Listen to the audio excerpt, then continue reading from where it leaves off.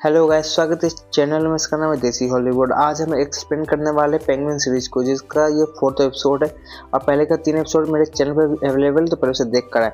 हम इधर देखते हैं कहानी शुरुआत में कि जो बूढ़ी होती है, जो जेलर की बीवी होती है, उसे आकर पेंगुइन को पकड़ लेती है। बोलती है कि तुमने मेरे पति को काफ़ी ज़्यादा बेइज्जती कर लिया है और तुम मुझे बता दिए हो कि ड्रग्स क्या है और ड्रग्स जितने स्टॉक है तुम्हारा सब कुछ मेरा हो गया। जो कि बताता है लड़की को कि मुझे तो लगा तुम दोनों मिलकर मेरे साथ इस तरह से कर रहे हो, लेकिन तुम्हें तो ये खुद पेंगुइन जो है उल्लू बना रहा है। क्योंकि लड़की को काफ़ी बड़ा सदमा लगता है। पेंगुइन बोलता है कि ये सब करने की कोई ज़रूरत नहीं है, मैं तुम्हारे साथ ही हूँ। जो जेलर की बीवी होती है उसको बोलती है। तभी लड़की देखती है कि पीछे से वही लड़का गाड़ी लेके आता है और उसे ठोक देता है। जो कि पेंगुइन इस बात का फायदा उठाकर वहाँ के लोग को मारकर और वो गाड़ी में बैठकर वहाँ से भाग जाता है। जो कि लड़की जो होती है लास्ट टाइम उसे देखती है, जहाँ पे पेंगुइन उसे लास्ट टाइम देखता है और वो वहाँ से वो भाग जाती है। जहाँ पे लड़की जो होती है बेहोश होने वाली होती है, इससे पहले वो फ़ोन कर देती है कि इसके पीछे पेंगुइन का ही हाथ है। क्योंकि वो समझ चुकी थी कि जितने भी सब कांड किया हुआ है, ड्रग्स वगैरह मेरा जितना भी पकड़वाया सब पेंगुइन ने ही पकड़वाया हुआ था। इसके बाद हम स्टोरी देखते हैं पास्ट की, जहाँ पे जो लड़की होती है वो बैठी हुई होती है और वहाँ उसको बुलाया जाता है स्पीच देने के लिए। जो कि एक मतलब चैरिटी होता है ना, वो देने के लिए आई हुई होती है। और ये चैरिटी देख वो काफ़ी ज़्यादा खुश रहती थी। और इसके जो ड्राइवर होता है उसमें पेंगुइन ही होता है।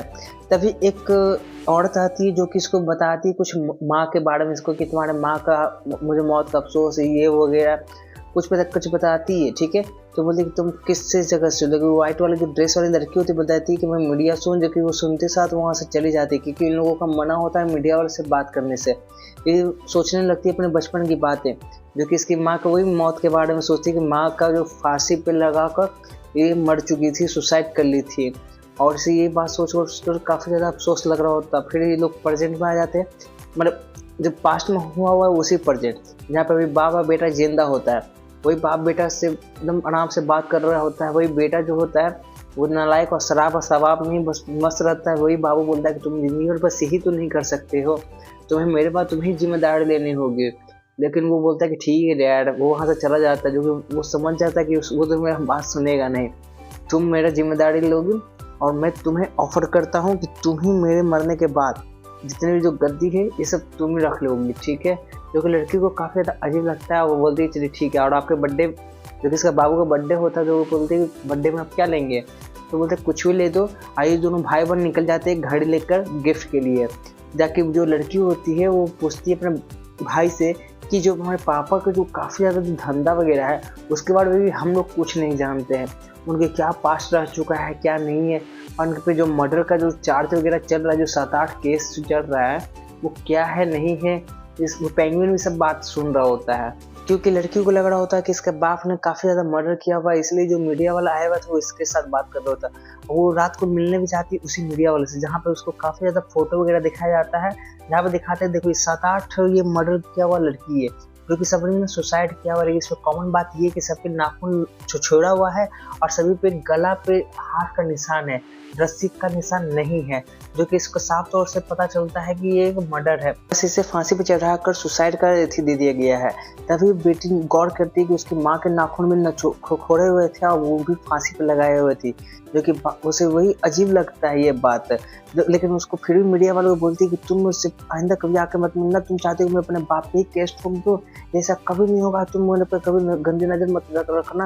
और वो वहाँ से चले जाती है ये सब बोलकर। जो कि जो पेंगुइन होता है वो बताता है कि ठीक है बॉस, अगर आप बोलोगे तो मैं उसका कुछ कर सकता हूँ। लेकिन बोलता है कि तुम अपना काम से काम रखो, तुम मुझे ज्ञान मत दो क्या करना नहीं करना है। पेंगुइन को इस तरह से बोल देती है वो, क्योंकि वो कुछ बुरा नहीं मानता है। वो डायरेक्टली वहाँ से चला जाता है।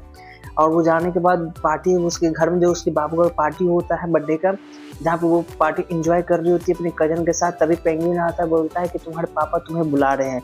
जो कि वो अपने पापा के पास जाती है, जो कि उसका बाप वही बोलता है कि तुम्हें तो मना किया गया था ना मीडिया वाले से बात करने के लिए, क्योंकि मीडिया वाले सारे हरामी होते हैं। क्योंकि हम लोगों की जितनी बात होती है वो सीक्रेटली सब अपने पास निकलवा लेते हैं। लेकिन जो बेटी होती बोलती है कि मुझे तो पता है पापा कि आप ईमानदार हो, आप कभी ऐसा कुछ कर ही नहीं सकते। जो क्लब में हमारी जो लड़कियां जो वहाँ पर सुसाइड की हुई, वो एक्चुअली सुसाइड की हुई होंगी, वो मर्डर नहीं की हुई होंगी। और इसी तरह से बोलते। लेकिन बाबू जो होता है उसको उल्टा डांटने लगता है कि मैंने बस जो बोला तुम्हें वो बस तुम करो, वो सब पे बाद में ध्यान दो। क्योंकि जो बेटी होती है उसको शक होने लगता है, बोलती कि मुझे तो काफ़ी ज़्यादा अजीब लगता है, क्योंकि जब भी मैं अपनी माँ के बारे में बात आपसे करता हूँ तो आप हमेशा मतलब अजीब व्यवहार करने लगते हैं। इसलिए बाबू जो होता है वो घबरा जाता है कि कुछ अजीब ना समझने लगे, इसलिए बोलते हैं कि तुम कल के कल यहाँ से तुम अब दूसरे शहर पहुँच जाना। जहाँ पे पेंगुइन जो होता है वही अपने बेटे मतलब सॉरी उसको लेकर अपनी मालकिन को लेके जा रहा होता है, और जा रहा होता है तभी देखता है कि वो पुलिस उसके चारों तरफ आ चुका है। अब पुलिस आ जाता है बाहर में, पेंगुइन को और उस लड़की को बाहर निकलने के लिए बोलता है, और लड़की और पेंगुइन जैसे बाहर निकलता है, जो पुलिस वाला होता है वो लड़की को पकड़ कर उसे पटक कर उसे अरेस्ट कर देता है। ठीक है, जो कि पेंगुइन को काफ़ी ज़्यादा अजीब लगता है, वो बाहर में चिल्लाने लगता है कि उसे छोड़ दो, पेंगुइन उसे क्यों ले जा रहे हो, जो कि बोलती है कि मुझे बचाओ पेंगुइन। वैसे उसका नाम ओस होता है। ठीक है, वो उसको अपने जेल में लेके जाती है, जहाँ पे सब हैंगमैन करार दिया चला जाता है, क्योंकि जितनी भी 7-8 लड़की मारी जा चुकी होती उनका जो मतलब मर्डर केस होता है वो इस पे लाद दिया जाता है। और ये सब कुछ जो है ना इसके बाप द्वारा किया जा रहा होता है, जो कि बेटा को कुछ नहीं मालूम होता है, इसलिए बेटा हर हाल में अपने बहन को बचाना चाहता था। लेकिन जो वकील होती है वो बोलती है कि तुम्हें 6 महीना तक तुम्हें पागल खाना में रहना पड़ेगा, उसके बाद तुम्हें पागल खाना के आने के बाद तुम्हें इस कोर्ट में ट्रायल होगा। लड़की जो होती है चिक चिक के बोलती है कि मैं पागल नहीं हूँ और मैं पागल खाना नहीं जाऊंगी, लेकिन जो भाई बोलता है वो समझाता है कि मैं तुम्हें हर हाल में बचा लूंगा, क्योंकि तुम मेरे पास भी कोई चारा नहीं, क्योंकि कोर्ट का ये आदेश है। क्योंकि लड़की समझ जाती है कि मेरा बाप ही मेरे साथ ऐसा कर रहा है, और उसे वो पुलिस वाले ज़बरदस्ती लेके चले जाते हैं पागल खाना पे, जहाँ पे उसके नंगा कर उसके पूरी बॉडी को जांच पड़ताल वगैरह करते हैं, प्राइवेट पार्ट्स वगैरह सब कुछ को, कि इसके पास कुछ हथियार वगैरह तो नहीं है। तो उसके बाद उसे लेके जाते हैं एक रूम में, जहाँ पे वही काफ़ी ज़्यादा डॉक्टर्स वगैरह होते हैं, जो कि बताता है कि तुम्हारे साथ अब इलाज किया जाएगा। जो कि लड़की बताती है कि मैं बेकसूर हूँ और मैं बढ़िया भी हूँ, और तुम मेरे साथ इस तरह से नहीं कर सकते हो। लेकिन जो डॉक्टर होता है बोलता है कि तुम्हारा यही ख्याल रखेंगे, और उसे वो लेके चला जाता है एक कैबिन में, जहाँ पे उसे पकड़ कर ले जाता है ज़बरदस्ती, और उसे एक जेल में लाकर बंद कर देता है। जहाँ पे लॉकर में बंद करने के बाद वो काफ़ी ज़्यादा रोने लगती है, लेकिन तभी एक नट गिरता है, जहाँ पे वो उलट के देखती है तो देखती है कि उस एक छेद बना हुआ है, उसके सामने एक लड़की बैठी हुई है, जो कि पागली होती है, और वो हैंगमैन इसे कर रही होती है, क्योंकि सारे लोग इसे हैंगमैन ही कहते हैं।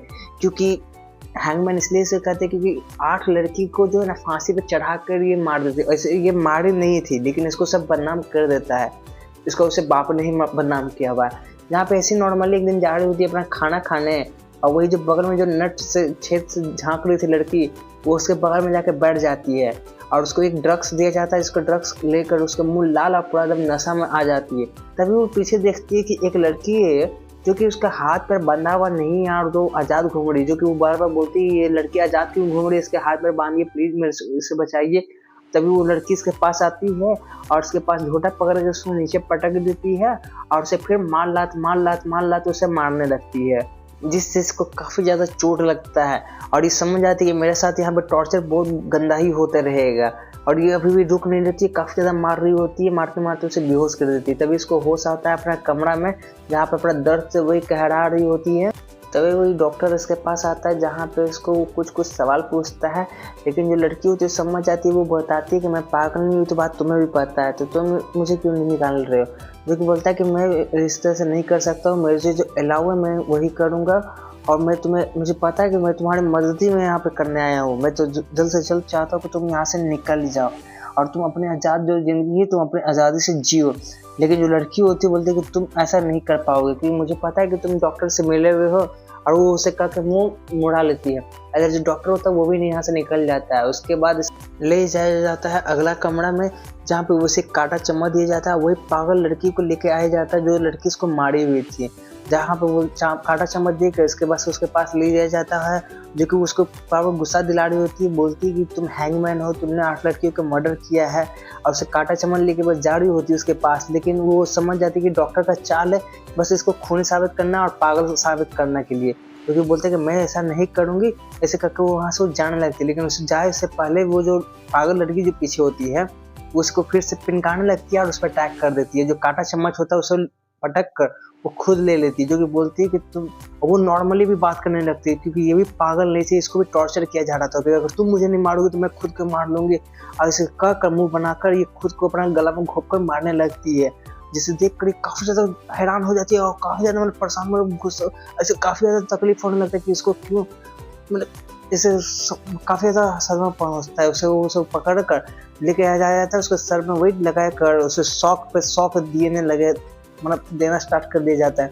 देखिए वो इसका हर दिन का ये रूटीन बन गया होता है, जो कि सोना, उठना, शॉक देना, जो आसपास जो दीवार होता है उससे भी नोच नोच के उसके पूरा वॉलपेपर उसको खाड़ देती है, और उसके दिन भर बस वही टॉर्चर दिया जाता है, जिसके कारण अभी सच में उसके पागल होने लगती है। लेकिन जो डॉक्टर होता है बोलता है कि क्या पता ये सच बोल रही होगी कि ये मर्डर नहीं की हुई है, क्योंकि अगर ये मर्डर नहीं की हुई, अगर जैसे अगर ठीक हो जाएगी तो तुरंत ही जेल में जा सकती है, मतलब कोर्ट में, मतलब और कोर्ट में अपना फिर गवाही वगैरह देकर छूट सकती है। लेकिन एक दिन इसको वही अपना माँ का विजुअल दिखने लगता है, और ये जाती है तो उसको वो माँ नहीं, माँ की जगह खुद ही दिखने लगती है, और अपना जो गला होती है वो नोचने लगती है पूरा। जहाँ पे उसको होश आता है और वो देखती है कि वही डॉक्टर वापस आ चुका है, जहाँ पे बताता है कि तुम्हारा भाई आया हुआ है मिलने। जहाँ पे वो जाता है, जाती है, वहाँ पे जाती है तो वहाँ पे भाई वही बैठा हुआ रहता है, जहाँ पे जो लड़की का जो जेल का जो सज़ा मतलब जो 6 महीना उसको पागल खाना गुजारना था, वो 6 महीना यहाँ पे गुजर चुका है। लेकिन जो उसका भाई है वो अभी तक इसको बचा नहीं पाया। वही बात पूछती है कि तुम अब तक मुझे बचाए क्यों नहीं, तुम्हें तो कोर्ट में निकाल पहुंचा देना चाहिए था। लेकिन जो बोलते हैं कि तुम्हें जो डॉक्टर ने जो रिपोर्ट दिया हुआ है उसके मुताबिक तुम्हें 1 साल और कम से कम रहना पड़ेगा, उसके बाद ही तुम ठीक हो पाओगे और उसके बाद ही तुम बाहर निकल पाओगे। लेकिन मैं तुम्हें कोशिश कर रहा हूँ, मैं तुम्हें बाहर निकलने के लिए, तुम मेरी भरोसा रखना प्लीज़। मतलब भाई सच में ईमानदार होता है, वो पूरी तरह से कोशिश करता है। लेकिन जो लड़की होती है समझ जाती है कि ये जब तक मेरा बाप जिंदा रहेगा तब तक मेरे साथ कुछ नहीं हो पाएगा, इसलिए वो वहाँ से जाने लगती है। वही अपना खाना उठाती है और जाने लगती है। यहाँ पे खाना खा कर वो बैठी हुई होती है, तभी वो लड़की जो है फिर से पागल ऐसा हरकतें करने लगती है, बोलती है कि तुम ड्रग्स लेकर तुम खुश हो जाओगे, ये होगा। तभी उसको शक होने लगता है कि तुम मेरे पर नज़र रखी हुई थी क्या, क्योंकि तुम्हें, मुझे लग रहा था कि तुम्हें नज़र रखी हुई हो। बोलती कि ऐसा मैं क्यों करूँगी, मैं तो तुम्हें, मतलब कुछ कुछ बोलती। लेकिन उसको जो होता है गुस्सा आ जाता है और उसे सर उठा के बेंच पे मार ठप्पा मार ठप्पा मार ठप्पा, इसका पूरा मुंह का नक्शा ही बदल देती है, जिसके कारण उसका जो मतलब रौद्र रूप होता है वो असली वो आज ही दिखा दी हुआ का। ये सबका सब मतलब सबसे पहले इसका मर्डर ये होता है, जिसके कारण ये बोलते हैं कि तुम ये ना साबित करना चाहते थे, खुश हो गए तुम।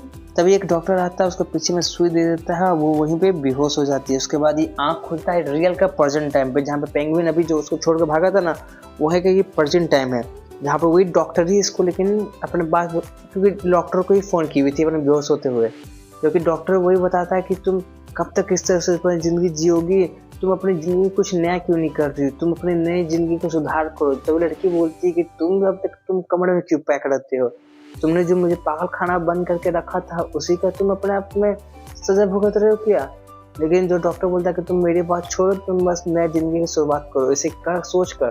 कहते हैं कि तुम्हारा आइडिया अच्छा है, वो कहकर चली जाती है घर पे अपना, जहाँ पे सारे लोग खाना खा रहे होते हैं। जो अंकल की मेन बॉस यही है, जहाँ पे कुछ भाषण वगैरह दे रहे होते हैं। लेकिन जो लड़की होती है बोलती है कि मुझे आज भाषण सुनने का मन नहीं, तो क्या मैं एक स्पीच दे सकती हूँ, अगर आपकी इजाज़त हो तो अंकल जी।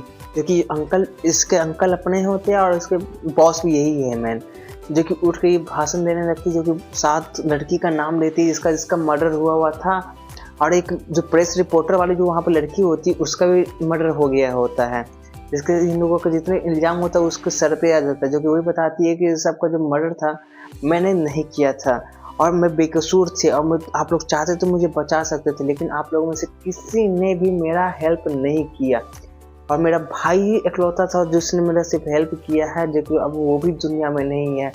और आप लोग चाहते तो मुझे कब कर निकाल सकते हैं, लेकिन आप लोग में से किसी ने मेरा हेल्प नहीं किया है, और मुझे कोई बात की गम में नहीं है, और आप लोग चाहते कि मैं यहाँ से चली जाऊँ, और इसलिए मेरे अंकल ने मुझे इटली का फ्लाइट का टिकट भी दिया, इसलिए मैं अब वहाँ पे जाकर नया लाइफ जीऊँगी।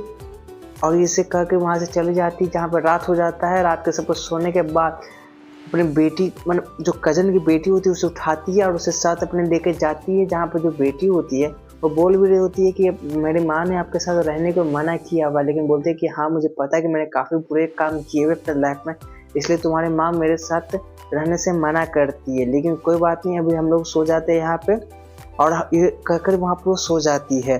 जहाँ पर सुबह में उठती है, उसके बाद ये चुपचाप बस अपने बैग से कुछ निकालती है और लेके चली जाती है वहाँ पे, जहाँ पे एक मास्क लगाती है मुंह पे, जहाँ पे काफ़ी ज़्यादा शायद गैस वगैरह का कुछ पैक वगैरह होता है, उसे वो जमा निकाल कर उसे वो फेंक देती है। जो कि मुझे तो समझ में नहीं आता किस चीज़ का है। उसे मेरे ख्याल से किसी बेहोशी करने का कुछ का होगा, जहाँ पे क्योंकि सारे के सारे लोग ही बेहोश होते हैं। जो मालिक होता है, बॉस होता है, उसकी जो मतलब वाहन वगैरह जो भी होती है, सब के सब बेहोश होते हैं। जहाँ पे अब एक बंदूक एक निकाल के चली जाती है कमरा में, जहाँ पे वही टकलू होता है जिसके पास वो जाकर बोलती है कि अब तुम तैयार हो तो तुम अपना पैंट पहन लो, मुझे तुमसे कुछ जरूरी बातें करनी है। इसी के साथ आज का एपिसोड वीडियो पसंद आया तो वीडियो को लाइक करो, चैनल को सब्सक्राइब करके बेल आइकन नोटिफिकेशन कॉल पे सेट कर लो। अब से मैं रेगुलर ही वीडियो डालूंगा, इससे कोई कॉम्प्रोमाइज नहीं होगा। और वीडियो को ज़्यादा से ज़्यादा शेयर करो, चैनल को सब्सक्राइब कर पेड़ पौधा लगा देना।